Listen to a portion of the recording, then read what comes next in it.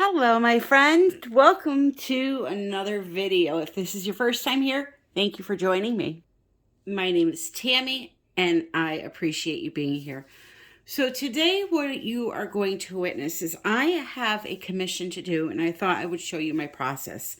Now, a very long time viewer of mine, Miss Beautiful D. Lee, wanted to order a couple of sets of coasters, a trivet, and some magnets to match. So she wanted 3 sets, all the same. She's going to give one, she's going to keep one for herself and then one for each of her daughters. So we're going to be using the same colors, but you're going to be able to see how by using the same colors and layering them differently, you can get different outcomes in your acrylic pour painting. Now, the paints I'm using today are a majority of house paints that are mixed with acrylic paint.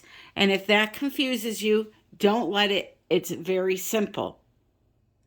Typically, when it comes to acrylic pouring, what the artist is doing is they are taking acrylic paint and they are turning it into a fluid paint like this, where it flows off the stick by using different ingredients. The 2 main most popular ingredients are FLOETROL, that is sold at Home Depot or Lowe's, and an actual pouring medium that is sold at your craft stores or online. Now, what confuses people is the recipes. You're going to see me today use house paints and say, well, why are you not using this stuff for what you're going to do today? And it's because each recipe will give you a different kind of look. All right. So when it comes to regular acrylic pouring, if you use something like a FLOETROL or a pouring medium, you're going to get some cells, which is a round color, a round circle of color that has color upon color inside of it. Think of almost like a gobstopper where you see the different layers of color. And you're going to get what's called lacing, where one color kind of veins through all of the other colors.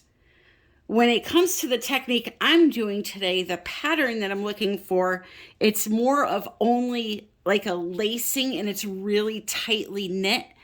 And therefore, I need to use the ingredients that will cause that reaction in my paint.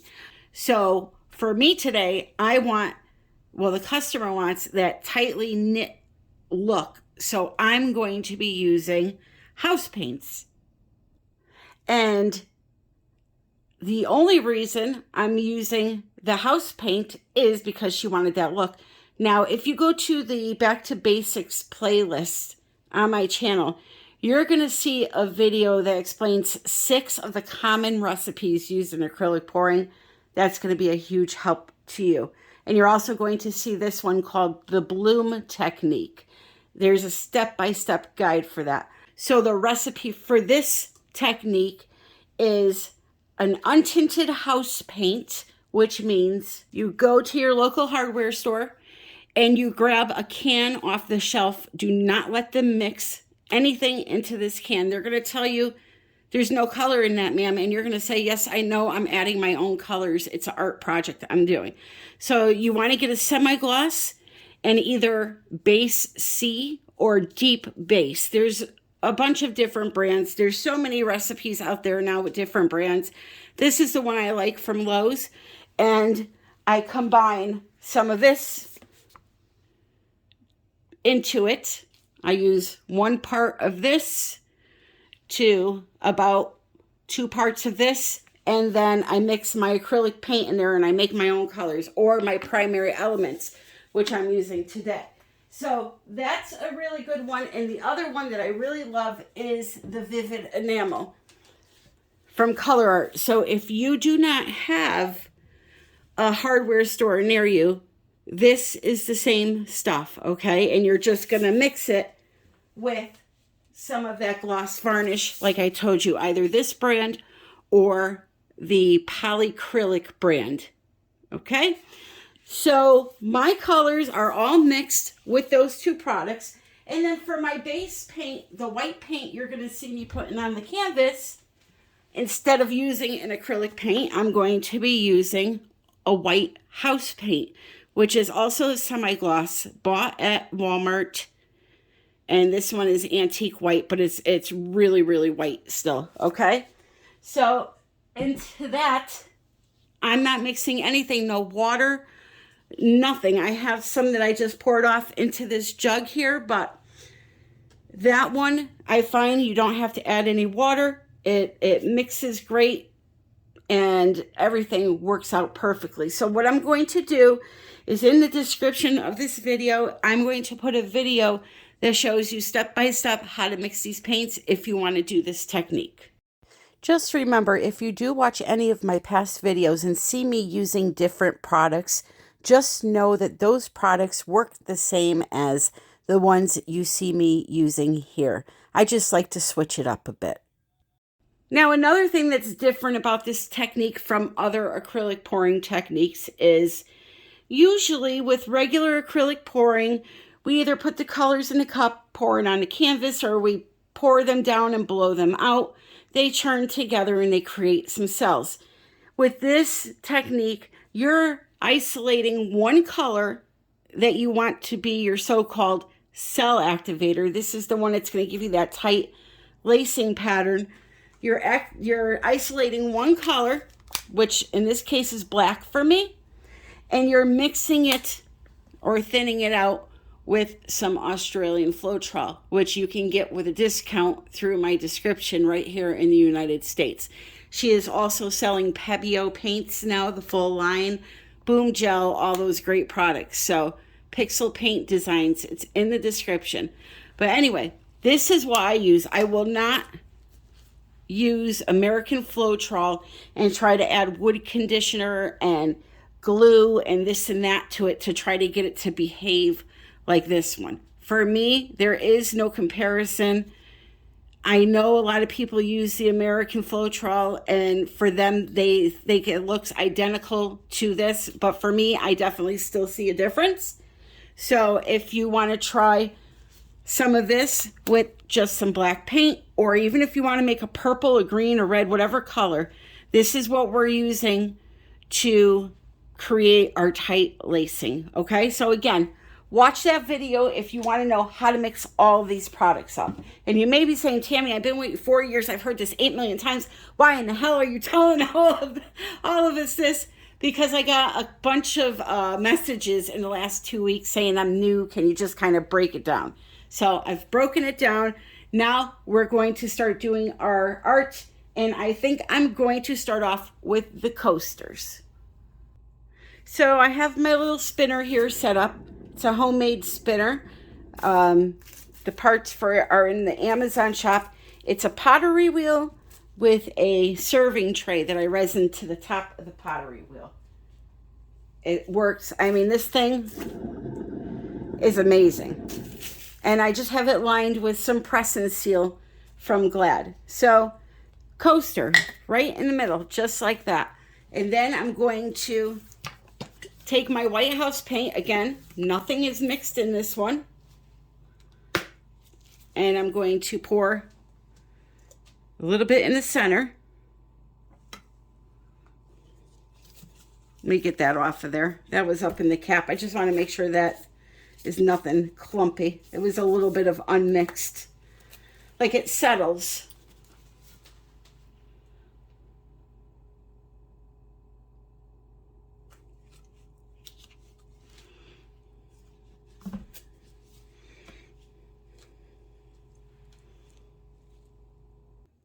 So I'm going to go ahead and add my White House paint first. I just poured some into this cup to make sure it was thoroughly mixed. So I'm just going to pour it right in the center, just like that.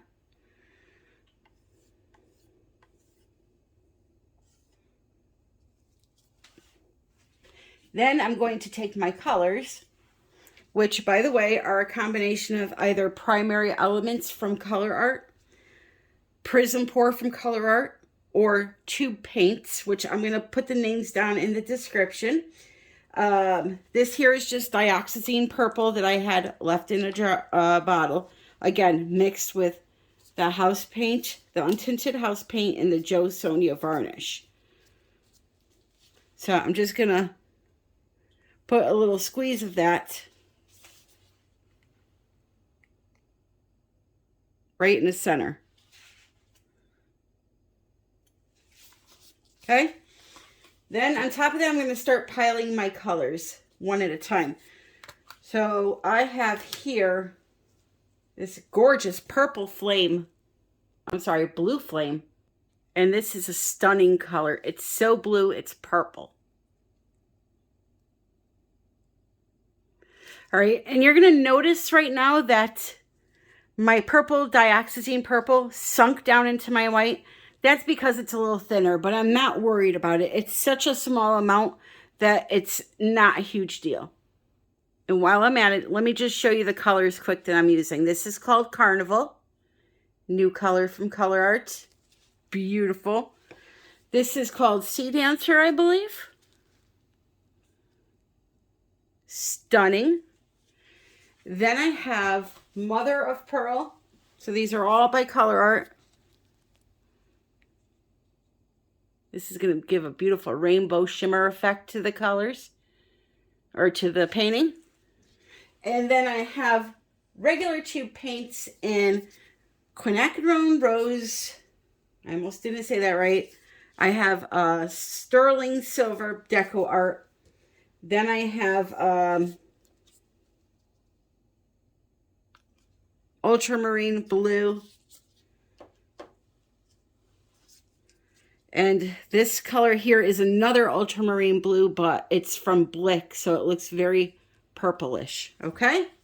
So those are the colors I'm using. So let's start piling them on now. So I have my purple. I'm going to put a little drop of the blue flame. And I'm going to kind of stack them. A primary element, a tube paint, primary element, tube paint. You don't have to do it that way. That's just how I'm doing it. Now these are small, so I don't need a lot of color on them. We'll put the silver down next. Probably about a quarter size puddle. I mean, if it goes a little bit bigger, that's fine, but you need a minimum of a quarter size puddle to cover a 4-inch round. So I'm going to put a little bit of this next, and then we'll put in some of the pinks. And I'm not going to show you every coaster. I'm just going to do one coaster with you and then time lapse the rest.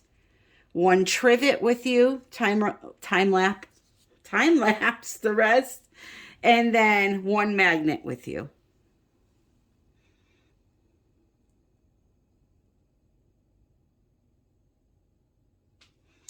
Alrighty.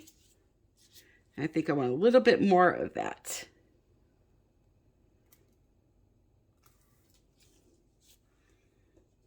I'm going to add a few more drops of that Mother of Pearl.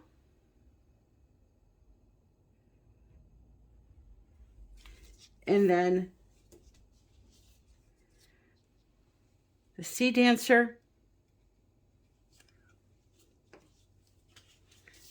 A little of the dioxazine purple again.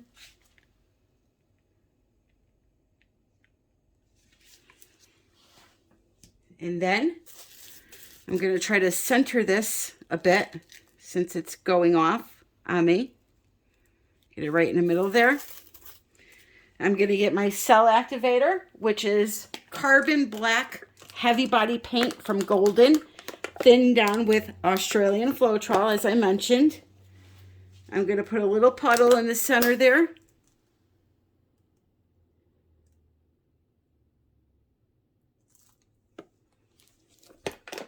And then you can either mouth blow. I'm going to use my blow dryer.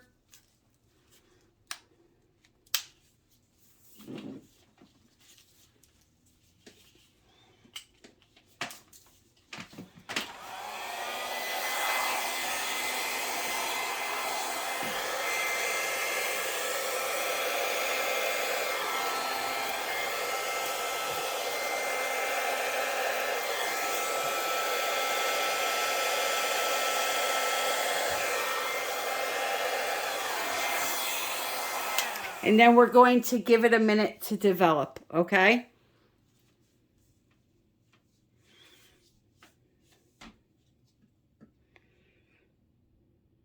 Some really beautiful colors coming. You have to be patient though, and just give it time to develop. Now you see you get these white pearls around the white area when the black cell activator goes over the white house paint and there's no color there. So that's why that happens. I absolutely love that look. So let's see what it morphs into. If we don't like it, no big deal. We could it right off and do it again. I happen to think that's a really cool looking coaster though. And if you have a problem with your center not developing, just take a straw and or your mouth and lightly blow in that area. For me, I'm going to use my puffy.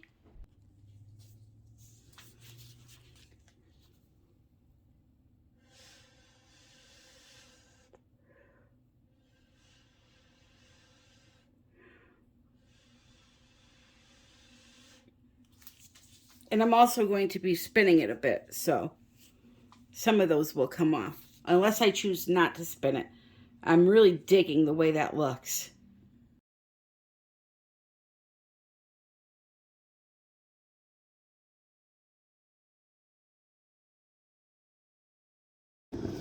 Yeah, I'm going to leave that one alone. I'm going to leave it just like that because you don't want every coaster to look alike anyway. So let's see if we can get some. I could put a little more color on to get more color in it. Or I could just blow right in that little spot. But I love this coaster. So let me show you this. Things look very deceiving on camera. Like you can't see all that sparkle.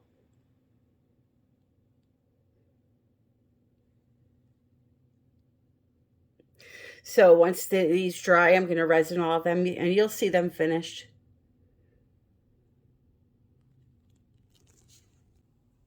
Okay, so that's all I'm going to do. I'm going to keep doing the same color palette.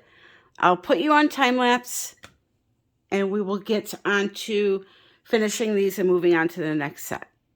So I had to do a total of 12 coasters, and you'll notice that on each coaster I try to layer the paints a little bit differently.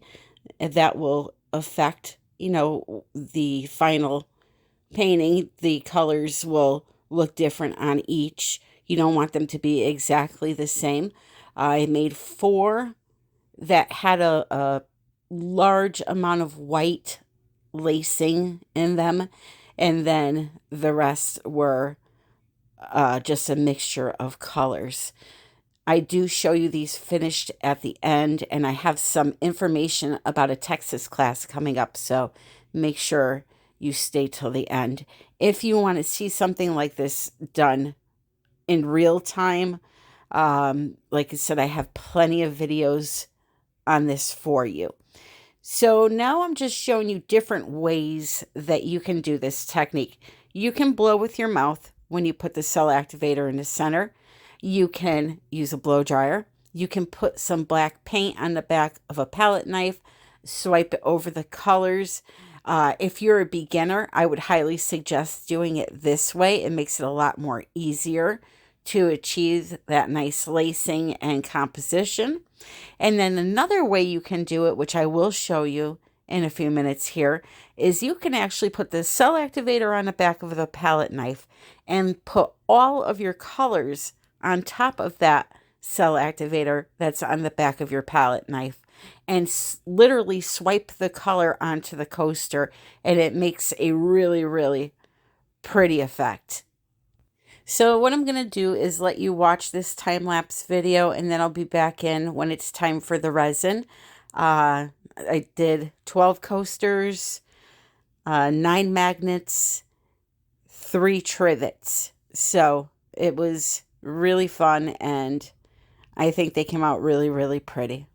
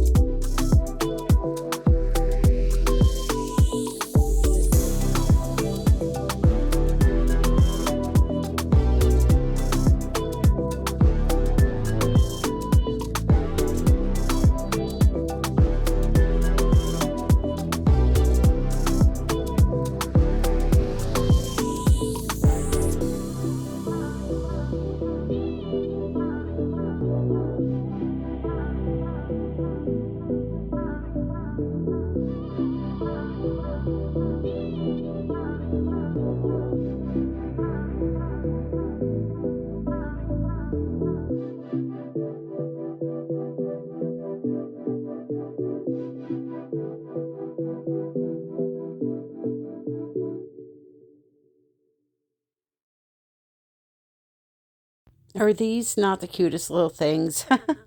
So you saw there, I just loaded all the color onto the palette knife and swiped it right onto the magnet. When you do that, though, you have to put the cell activator down first.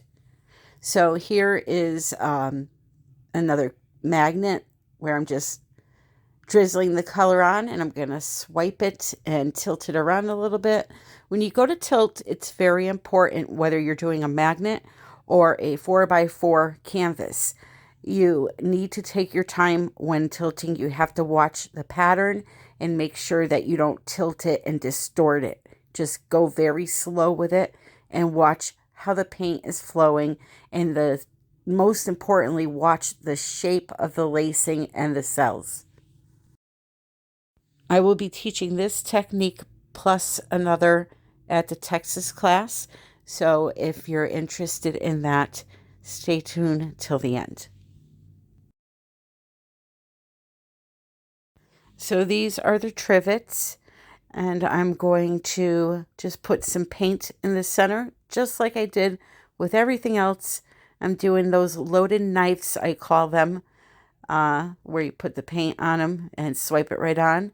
And again, taking my time to tilt. Now this is time lapse, but I'm going to show you in a second just how slowly I am going.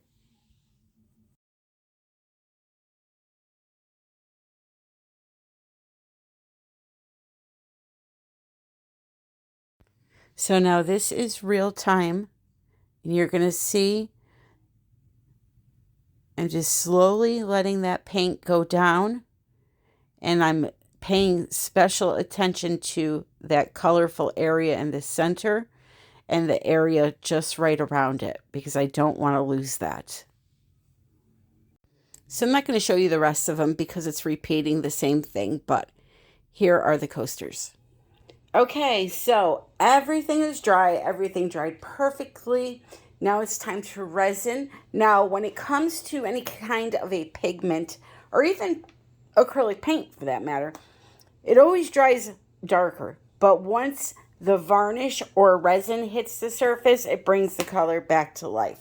So, I'll show you here.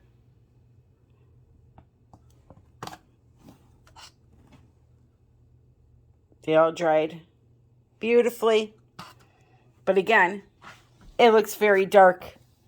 But you just wait until I put that resin on so you can see just how beautiful these are.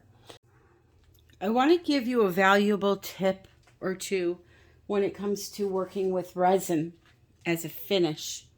Now, when you resin something, you must. I don't care if you clean your environment 3 times a day. You must cover these pieces. Also, I can take a brand new sheet of paper and I can put it on the table, put the coasters on there, go to the bathroom, come back, mix up my resin, and go to pour my resin on. In that short amount of time, dust has fallen on your clean piece of paper.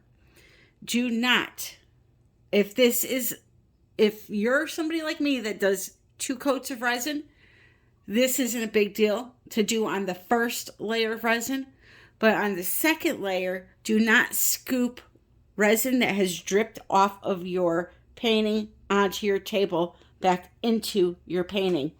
I know resin is expensive, but it's going to cost you more money if you try to scoop up that little bit that's on the table to reuse on your painting, because you're going to end up 99.9% of the times adding dust into your resin finish. And it's very hard to get it all out when you do something like that. I hope that you heed those, and if you do, you will have a very pleasant experience with resin. Again, though, if you're doing 2 coats of resin like I do, if there's some dust or if the resin falls on the table and you scoop it up and reuse it, not a big deal, because the second coat's going to cover it whether you get it out or not.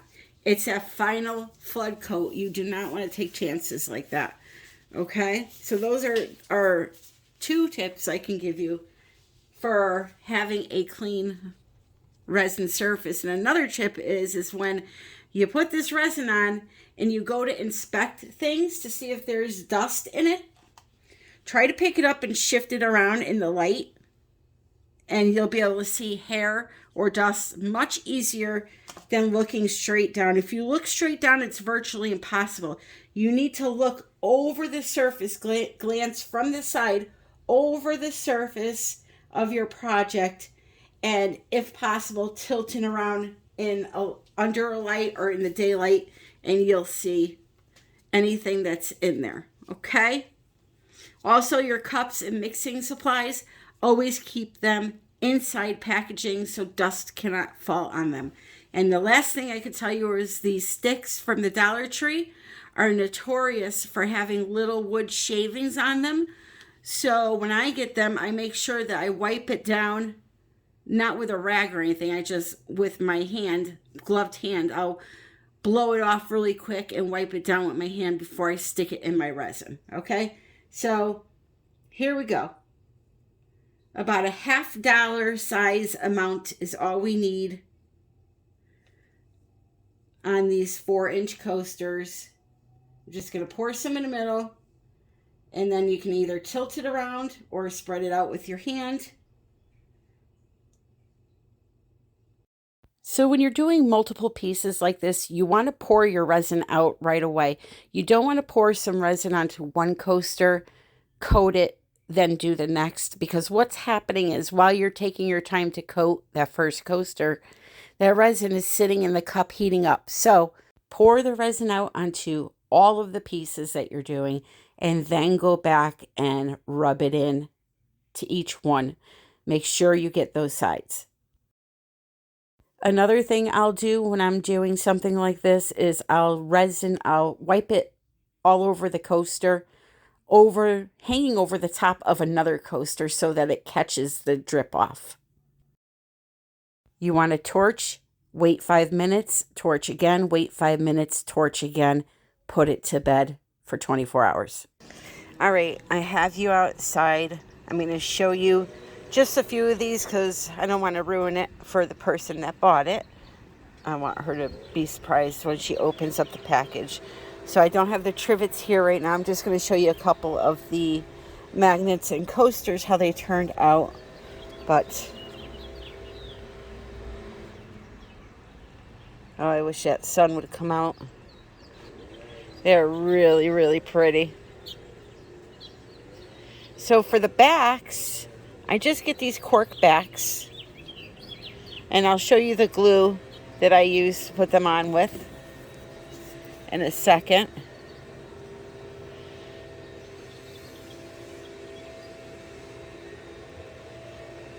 Sorry for all the noise. People are outside doing their thing today. And it's probably not showing up on camera, but these colors also sparkle. So, and I like how, I was able to get 4 that look just like this, and then the rest are like a mishmash of all colors. But I like that each set will have one of these crazy looking ones in it.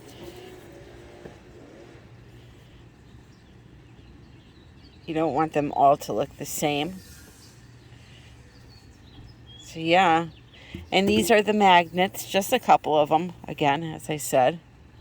Don't want to show them all, but I'll show them to you inside. Maybe you'll see a little more of the sparkle. If the sun was out, it would be great. When you do magnets, now these are canvas magnets. No matter how well you tape them, you're still going to get this little bit of bleed through on the edge.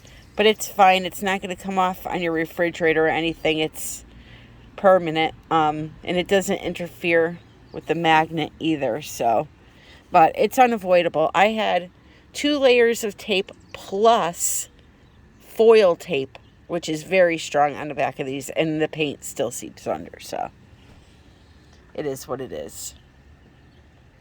So, I hope this video helped you. If it did, leave a comment below. Thank you for those that know how to do this that still watched. You know, I know sometimes these learning videos or teaching videos can be a little bit redundant, but there are new people all the time signing on, and we all want them to experience the joy of acrylic pouring. Until the next time, my friends, I love you all. Oh, look at this sun. We got some sun. Woohoo. Hold on. Yes. Yes, yes, yes.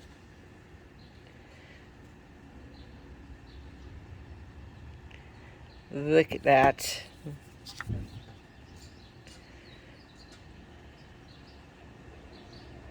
Okay. One more. Oh. Whoa. I almost forgot. Texas. I will be coming to Texas. August 6th is going to be the weekend. So I will have more information on how you could purchase a seat to that all-day class with me and only me. And it's going to be a really great time. So if you're in the Dallas area, that's where it will be held. But I will give you more information on that. It's going to be a class one day with me, and then there's going to be a class the next day with Erica from Artist Till Death teaching resin techniques. And there's going to be a discount for her class. So just stay tuned for that, okay? I'll have some information for you most likely the next video, okay? Love you all, and until the next time, happy pouring.